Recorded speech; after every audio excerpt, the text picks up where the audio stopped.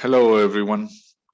Well, I wanted today to repeat and, make widely available this talk I gave a few days ago for the World Federation of Intensive Care Societies World Congress. I will share my screen because I think it's one of the key topics for those pediatricians who work all around the world taking care of children. So the talk is about children's right and access to critical care, the two components. As usual, I disclose that I have no conflict of interest for this talk. Then to start talking about access to critical care, we first have to define what critical illness is. So with this group from Policy Global Health, we are trying to frame a global definition of pediatric critical illness to be used for research across resource variable settings. This definition is being developed by a group of international experts using a modified Delphi process. This framework may help in the future to optimize services and outcomes for critically ill pediatric patients worldwide. So, although this is a work in process, we can already have an idea of what pediatric critical illness is and what is usually needed to take care of children developing these conditions. A simplified definition would be critical illness is a child or adolescent with an illness, injury, or post-operative state that predisposes him or her to physiological instability, meaning vital sign abnormality or vital organ impairment, and or has or is at risk for support requirement, which may entail frequent monitoring or time-sensitive interventions. Well, while we better define what pediatric illness is, we need to be aware about the key issue that, although it may seem obvious, in the real world is not. These are the right to receive critical care. With the Convention of the Rights of the Child, we must take into consideration what this declaration means to critical care delivery. We have to take a closer look to what these rights mean for our specialty. You know, I am a pediatric intensivist. It is declared that every government must make sure that children survive and develop the best possible way. Moreover, children have the right to receive the best help possible, among other critical supplies. If a child develops critical illness, he or she needs access to critical care. So access to critical care is then a children's right. Are we then ensuring the right to critical care delivery for children in poor countries? Do we give sick children what they need when they become critically ill? The COVID pandemic has shown us that it is not the case. COVID-19 is a great reminder of the chronic lack of basic resources. This 2020 report published by the New York Times is jaw-dropping. South Sudan, a nation of 11 million, has more vice presidents, 5, than ventilators, 4. In all, fewer than 2,000 working ventilators have to serve hundreds of millions of people in public hospitals across 41 African countries, the World Health Organization says, compared with more than 170,000 in the United States alone. 10 countries from Africa have none.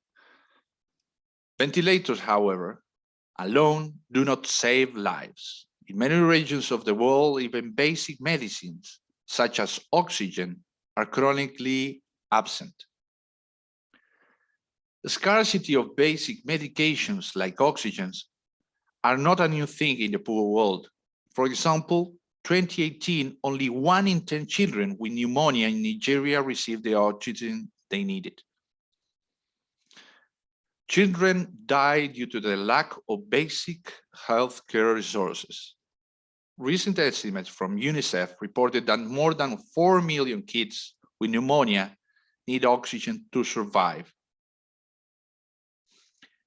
In 2021, we described the infrastructure and resources for pediatric emergency and critical care delivery in resource-limited settings in more than 238 hospitals from 60 countries across the world.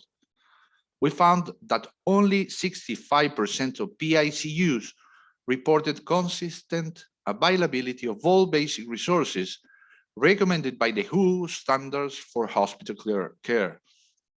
Basic intensive care resources were poorly available in low and lower middle income countries. Most higher cost therapies were widely unavailable and suboptimal staffing across all hospitals. Physician and nurses staffing was less than recommended for safer care while taking care of very sick children. For example, current recommendation for critical care are nurse to patient ratio of 1:1 or 1:2. We found that half of ICUs had lower nurse to patient ratios. This has direct implications on outcomes. Suboptimal staffing contributes negatively to patient outcomes, particularly in children. Nurses save lives and might probably be the most important human resource during ICU care. We know that nursing shortage is also chronic. The poor world is undernourished, about malnourished on nurses. In comparison to rich countries, poor countries do not have this vital human resource to take care of critically ill patients. For example, a few years ago, there were more nurses from Malawi in a single city from the UK, Manchester, than in Malawi. Given the healthy perception that critical care is a iatrogenic disorder, rich countries have slowly adopted the less is more approach when practicing critical care, and I applaud that. However, this paradigm might be a far-reaching dream for poor countries, where most of the time, less is just less. What does it mean to be an ICU doc on shift on a poor PICU? I wanted to end this brief talk with this article from Jason Brotherton, a pediatrician who worked in Gichabe Hospital in Kenya. I invite you to read the complete piece. He made me think to what extent the less is more paradigm apply to poor countries. For example, he wrote that the closest thing to a blood bank was the antecubital fossa of relatives and individuals like myself willing to donate blood in real time for a loved one or patient. For example, the church nurse could come to him and say, "Daktari, there is no more oxygen in the hospital." This occurred several years before the pandemic. Deciding who will get our last vials of ceftriaxone before helping family members find a chemist so they can go buy the remaining doses for choosing which combination or permutation of tests and investigation we can order based upon the amount of money the family has. So when even the less is more paradigm turns into a sign of excess, then it's time to do something to overturn this and make of critical care delivery what it is. Not a luxury, but a right. My conclusions and take-home message for you are that in the current century, critical care delivery, if needed, is a right. We know that children die every day due to the lack of basic healthcare resources. This is, of course, in my opinion, a violation to children's rights. We have to acknowledge that sometimes less is just less, particularly in poor settings. And we, as pediatricians, need to stand up and fight for this right to be ensured for children all around the world. I ended this talk, which was supposed to be held in South Africa in person, then it moved virtually, with this word from Nelson Mandela: there can be no keener revelation of a society's soul than the way in which it treats its children. So these are my final thoughts for you today. Thank you very much.